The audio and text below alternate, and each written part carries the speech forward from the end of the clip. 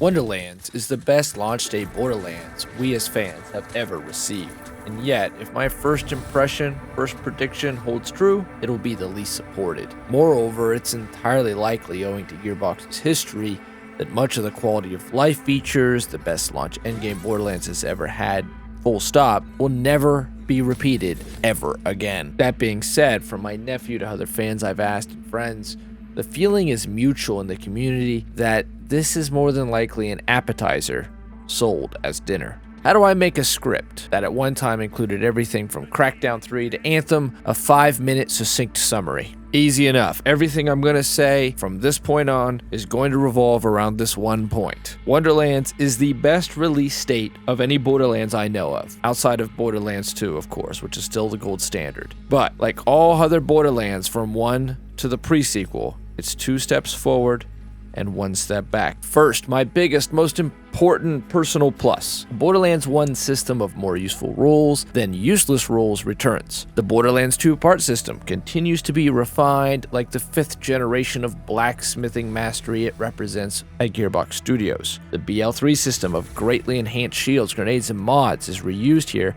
to a satisfying degree, again to cool randomness. TK's Baja Shotgun is not practical. Crossbow attachment with multi-pellets, the rare chance that an item can roll with powerfully redundant perks, is useful, and it's all in Wonderlands, so much so that the variety and power of the arsenal is as strong as it's ever been. Now our step back. Gearbox still can't seem to tune rocket launchers, unless they don't work like traditional rocket launchers. Further, and this is really the big one, Gearbox doubles down on pre-sequel and Borderlands 3 launch states by going for an abundance of world drops and, most peculiar, a number of non-respawning bosses with attached unique legendaries, making a portion of a farming game unfarmable. People still love, praise, whatever, consider Borderlands 2 the iconic game, the game. It won many Game of the Year awards, as was said before. It was Borderlands 2, started the dedicated boss farming, and for whatever reason, Gearbox keeps trying to move beyond that. It's worth noting that like Borderlands 3, there is an embracing of boss farming, and there's an embracing of the key activities players engage in, and using quality of life updates to cut right to the meat, cut deep into the scene, get rid of the tedium or froth between the player and what they actually want to achieve, which is very much appreciated, and huge kudos to Gearbox or any studio that does that for their game. So many games like Destiny, like the mobile games, it's all about how do we build a time wall and time gate between the player and what they really want to at least do. Not necessarily have, but be able to do. But it's 1 step back again because we're so close to non-load boss farming, which means you could actually farm with your friends. At the same time, many of the bosses don't respawn. You can now fast travel from wherever you want. Great, good. Go back to Brighthoof, and then go into a portal, and you will appear there, and many bosses do respawn as a result. But there it is again at launch of there is no direct path for the player to get the loot they want. Gearbox this time around has embraced the much requested build your own Vault Hunter system people have talked about to a degree. The character creator is fun, and one's character does feel truly their own. Much more importantly, our character appears in cutscenes, takes center stage in the home base, and writing is, in my opinion, much better this time. That's not to say Borderlands 3 had bad writing. I know that's an unpopular opinion, but I don't actually believe it did. What I do think it had was bad pacing and terrible point of view. The story acts upon you rather than you acting with it, telling Lilith's story through the eyes of the player as basically a de facto spear carrier turns Borderlands 3 into a slog, but that's another subject. It's another subject, but it does tie perfectly into this. The campaign length is short. That's a must for Borderlands games as far as I'm concerned. They have this insistence on repetition and replayability, so making the campaign, 30, 40 hours long just makes TVHM and multiple Vault Hunters, it makes repetition inhibitive. This time around, making multiple Fate Makers, playing with the skill trees, having challenge runs or unique builds, it's much more approachable than Borderlands 3. At the same time, I also felt uninvolved by the side quests by the game's end. Even while their writing is strong, as is with the standard tend to tell their best stories, Gearbox does with their side quests, especially 3. The fourth wall game within a game thing just made me not care about any of it. There's also just not enough to shoot. Wonderlands runs better than Borderlands 3 at launch.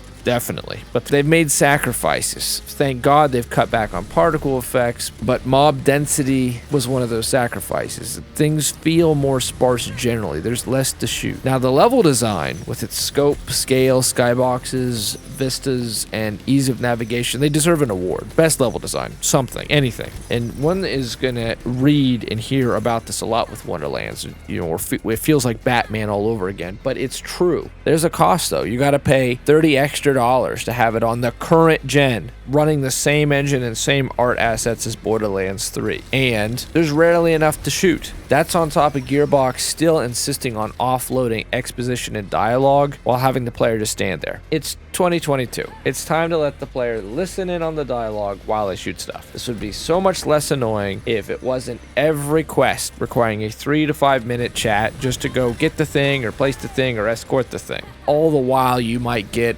6, 7, 8 guys maybe shooting at you, which you'll just eviscerate. That mob density thing isn't just a side quest problem. It's a problem into the late and end game. Let's make a point here, a point that I don't see a lot of people talking about, and is probably going to be, how could you say that? Oh my god, there's more build diversity than ever. Man, that might be true. But 6 subclasses is in reality 2 Vault Hunters. Borderlands 1 through 3 having 4 Vault Hunters with 3 skill trees at launch. Battleborn with 25 heroes, 2 skill trees each, that's 50. Which all means that despite the permutation of 6 subclasses being 720 different combinations or whatever, it's just 6 skill trees. Further, my initial impression anyway is that the skills themselves are less complex than Borderlands 3 or 2, or element of the Fatemaker skill trees of digging down, moving past redundancy, and going to the essential thing that players always go for. But it also leaves Battleborn and the pre-sequel as the reigning rulers of class creation. But let's admit that their sales reflect that that doesn't matter, and a higher learning curve must not equal better sales. Most skills in a Fatemaker's tree seem to be passive power-ups, and the builds are going to be created, and builds live and die more so than ever on unique loot combinations and gearing. This is opposed to the pre-sequel that wanted players to roleplay more than the typical Borderlands game. Jack was meant to be using shotguns, the Baroness was meant to be sniping. As much as I'm enjoying the emphasis on loot and companions this go around, it's a Borderlands game that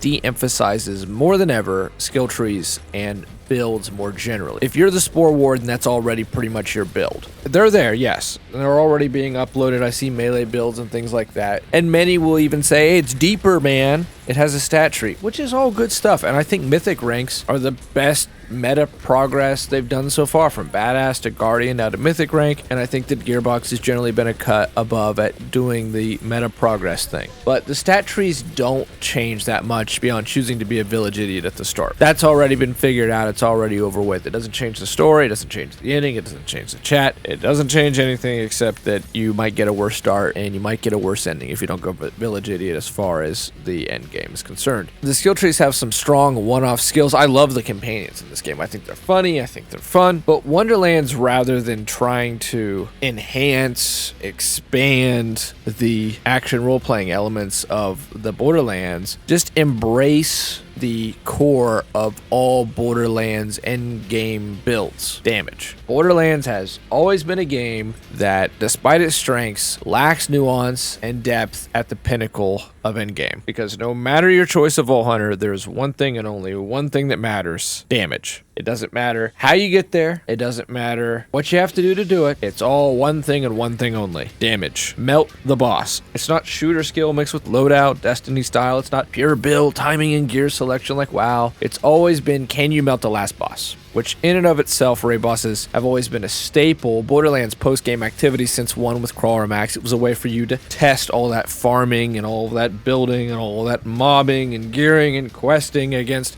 one really big chunk of health. And in Borderlands 2, they started to embrace mechanics with those raid bosses. And yet, by the time we get to the pre-sequel and Borderlands 3, they don't put this staple feature in. And they're half in and half out with Wonderland. There's a way to get raid bosses, but there's also not a direct way to go and challenge raid bosses. And I want to say, I'm far from a hater. Gearbox does more right with looter shooters and multiplayer than almost anyone. You can play it offline. They're split screen. Your character is persistent. There's real character growth. There tends to be plenty of stuff to do, just not necessarily meaningful or lacking in repetition. I play plenty of co-op, and since 2009, Borderlands is the only game of its type that checks every box. Gearbox has to understand that Borderlands is special for this. It is their flagship IP. It's special for Gearbox's procedural loot generation system, which is best in class. Gearbox is special for having their very own IP with its own unique strengths in Borderlands. Yet, for every time they find pay dirt in their gameplay loop, often through paid DLC experiments, or in the case of Battleborn dead games, they either forget what they learned, destroy the experiment, and get rid of the result. To go back to the opening paragraph as far as how big of an offering is Wonderlands, because they sold it as a AAA title. Gearbox only supported Borderlands 3 realistically for 2 years, at most, and most of that second year content was the paid pass. The meat of it was the fourth tree. Most of the time we got hotfixes and small events. Borderlands 3 should have gotten 5 years of support. It should have had a takedown for every major corporation. They should have had 6-7 raid bosses. This is their flagship game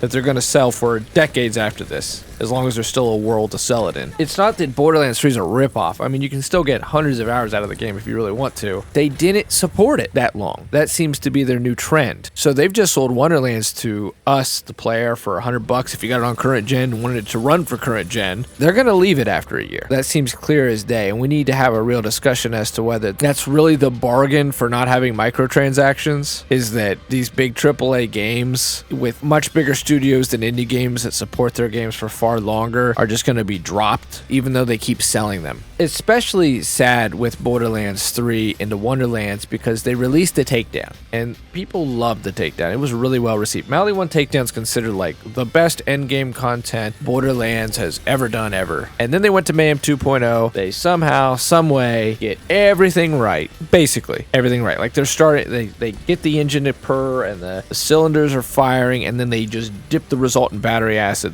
just to see what happens, and then they go whoops, try to fix it. Mayhem 2.0 is just one such an example of doing that. You know, that same player that just spent 90 hours trying to make their build powerful, let's just make it so that they do 75% less damage. And I can go on, and I shouldn't, but understand that Gearbox can't seem to break a trend here. So let's close with this. Where Gearbox doesn't want to go or grow is in their RPG mechanics. Sure, their stats, but this is another game that boils down into finding the right combination of any class with 3 or 4 of the best in class weapons so as to shred the big giant health bar at the end. The Takedown was their first attempt at a true multiplayer RPG, which I would say has distinct classes that are required. People have to actually play a role in a role-playing game. Healers, tanks, trappers, etc. Pre-sequel was the closest they've come to a true multiplayer RPG in terms of whether it's the Baroness or Claptrap. So we have the pre-sequel, we have the takedowns. Those are the big growth moments for Borderlands as a RPG franchise. And yes, Gearbox does continue to improve on the formula. I mean, there are improvements here just from Borderlands 3. The loot drops are just one of those things. But I can't help but feeling like with Gearbox, they're a cook that somehow made the world's best chili and won all the awards one year. But for every year after that, the chili that they serve always seems to be missing one ingredient or just one spice, especially in terms of endgame. They're always so close to figuring it out. So what we're left with in this initial impression is that Wonderlands is a generally well-reviewed AAA offshoot of a main series. It is in many aspects both better and worse than all the Borderlands before it. But I see them bouncing and ending support for Wonderlands after the first year. The season pass is already 1/4 done because the Butt Stallion cosmetics count as DLC 1. So yeah, it's a good offshoot. But if it's just going to be a spin-off, why not go even bigger and see what Gearbox and Borderlands can be for the future? Experiment. Start throwing things at the wall and see what sticks. And why sell it like it's a big AAA game? Now, I could be wrong. I hope I am. I hope they support this for at least as long as Borderlands 3. And it's already reviewed better than the pre-sequel and generally more well-liked than the pre-sequel. But I think that Gearbox is risking brand and franchise fatigue if they can't find a way to renew the formula. And most importantly for them as a company, as far as reaching the zenith of critical and commercial acclaim again, but to further and pioneer it into new territory and action RPGs into new territory. I love Chaos Chambers. I do.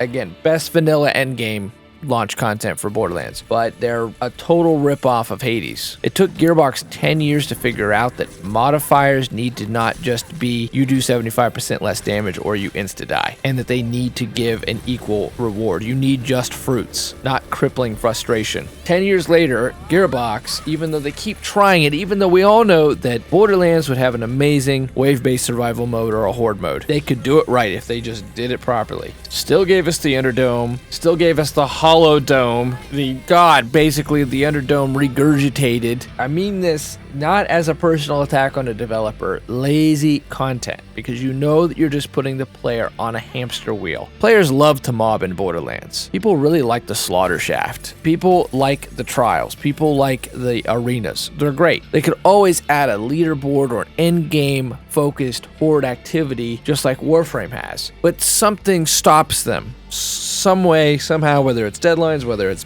budgets, I have no idea, but it's so strange to me. They're always within a gnat's eyelash of hitting a home run again. And so here we have Wonderlands. The 5-minute succinct essay became, 20 minutes or something? I don't know. I'm truly enjoying it. Really. I don't know if I've said this already, but it's $90 to get it optimized if you're on the current gen consoles. Even while they use the same engine and assets as Borderlands 3, just like the Borderlands, remastered super duper, whatever crap. It was free on PC. You had to pay $50, $40 on console. Wonderlands has the best endgame at launch. They actually designated a post-game activity with meta progress and a leaderboard and said, have at it. They finally, after 10 years, figured out exactly how to do endgame weapons. The level cap is 40. The weapons do not have to be refarmed ad nauseum per chaos level. Rather, players can attain power by finding powerful enchants in chaotic gear by delving into the endgame. They nailed this stuff. There's a lot of stuff in Wonderlands to like, but it won't keep players busy for too long, and I'm worried that Gearbox will forget just what they got right as we step inexorably in the short-term future a Borderlands 4.